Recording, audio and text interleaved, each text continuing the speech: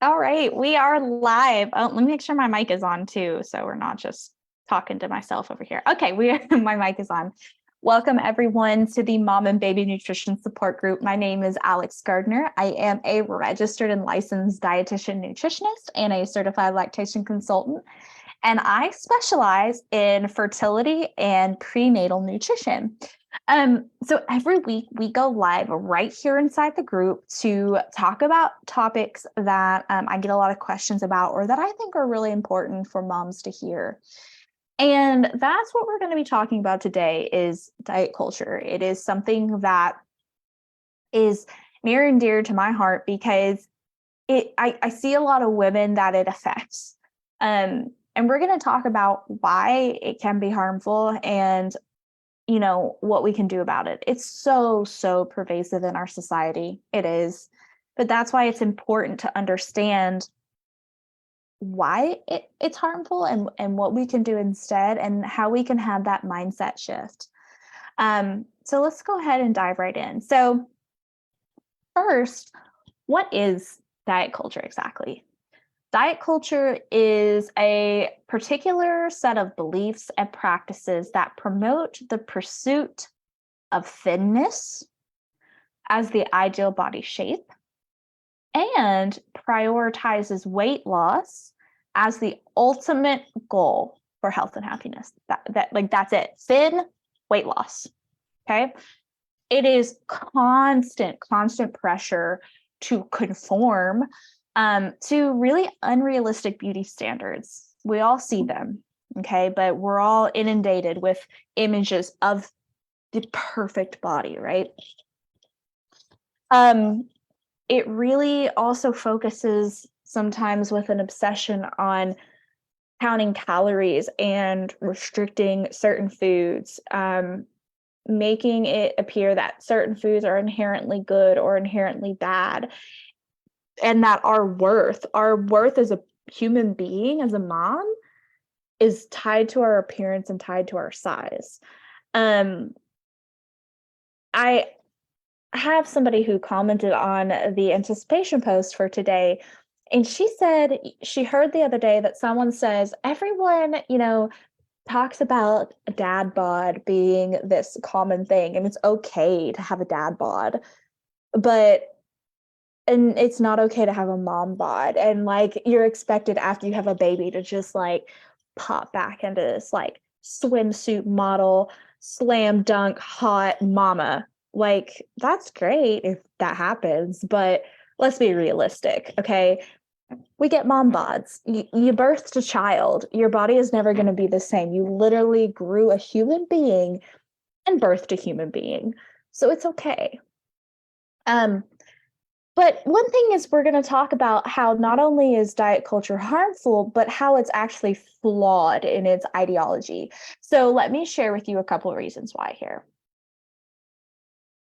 Okay, one, diet culture perpetuates harmful body ideas. So it promotes the idea that being thin, being skinny, is the only acceptable body shape, and that those who don't fit into that mold of thinness are somehow less worthy or less beautiful or less healthy. It's really a narrow, very narrow definition of beauty. And what that can do is it leads to body dissatisfaction, low self-esteem, negative body image, and all of these can really have lasting effects on our mental health. That's why we see so many young girls with eating disorders, and all of that is running rampant. But think about it.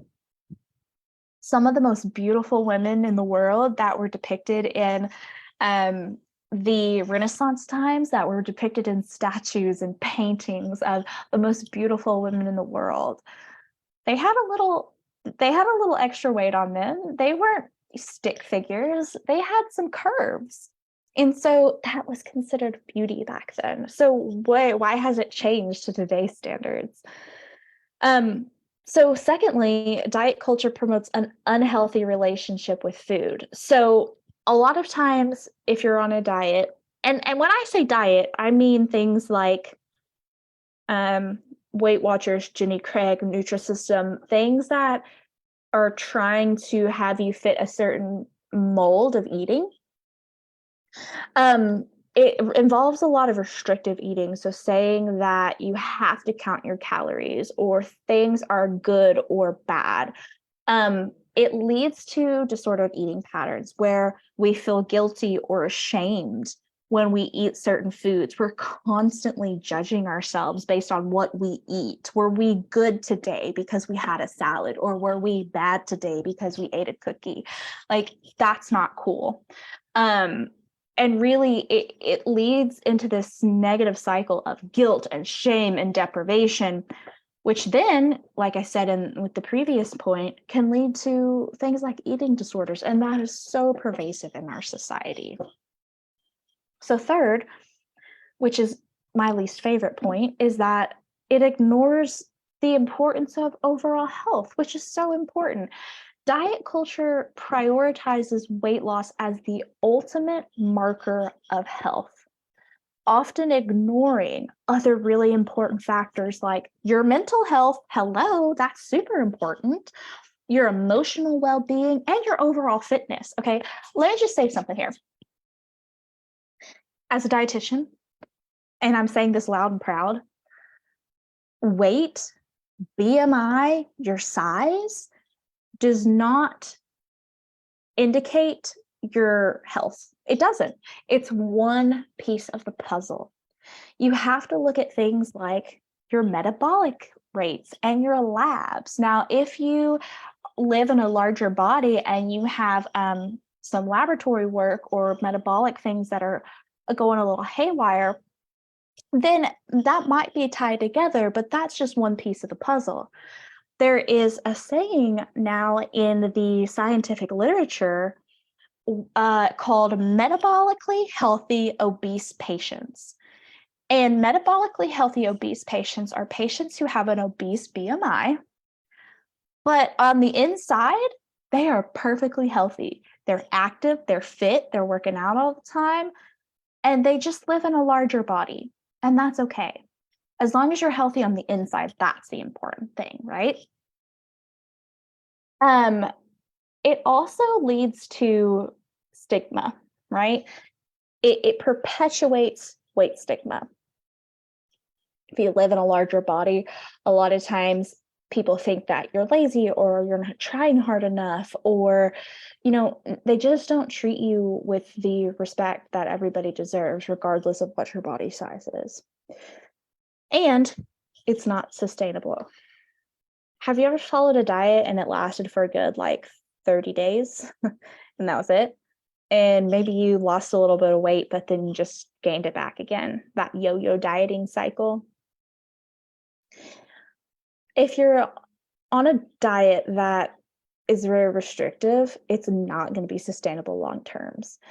And like I mentioned, studies show that most diets fail. And when they do, people typically gain back the weight they lost and a little bit more. And it can lead to yo-yo dieting, which is really bad for your physical and your mental health as well. And it also promotes a culture of comparison. It encourages constant comparison and competition with other people based on appearance and size. So this can lead not only to us feeling inadequate with ourselves, but it can cause jealousy, low self-esteem, just really constantly comparing ourselves to others when we're striving to meet unrealistic body standards. It's so negative for our mental health and our emotional well-being. It's important to remember that every single person is unique. We all have our own strengths and we all have our own qualities and our own worth. And it is not determined by how we measure up to other people. The only person you should be comparing yourself to is yourself. So what can we actually do to combat diet culture and its harmful effects? I've got four things I want you to take in from today. We want to embrace body positivity. Let's celebrate diversity in body shapes and sizes, and let's promote body positivity. Let's stop striving for unrealistic ideals and body standards and learn to accept and love our bodies as they are, right? Now, instead of looking at the scale, think about your energy. If you're nourishing yourself, don't think about, oh, how much weight am I going to lose? Think about how much energy I'm gaining. Think about how healthy my hair is and how clear my skin is. These are things we want to think about. And it's important not to look at foods as good or bad. All foods are made up of the same components, the same things in life, right? All foods fit in our diet in moderation. And we want to focus on those that are nourishing to our bodies. So sometimes foods are nourishing to our soul, like chocolate cake, but may not be as nourishing to our bodies, while other foods are very nourishing to our bodies. And we want to make sure that we're including a majority of foods that are nourishing. It's not that one food is good or bad. We just want to focus on the ones that are nourishing. We also want to shift focus from weight to overall health, overall well-being, including mental health, emotional health, physical health. So instead of focusing on weight loss from food alone, are you strengthening your bones by doing some weight-bearing exercises? Are you strengthening your cardio health by getting a walk in around the neighborhood? Are you making sure that your hair and skin and nails are luscious and thriving because you're nourishing yourself with lots of great fruits and vegetables that are giving you the antioxidants that you need in that? Let's focus on overall health. Is your cholesterol level going down? Right?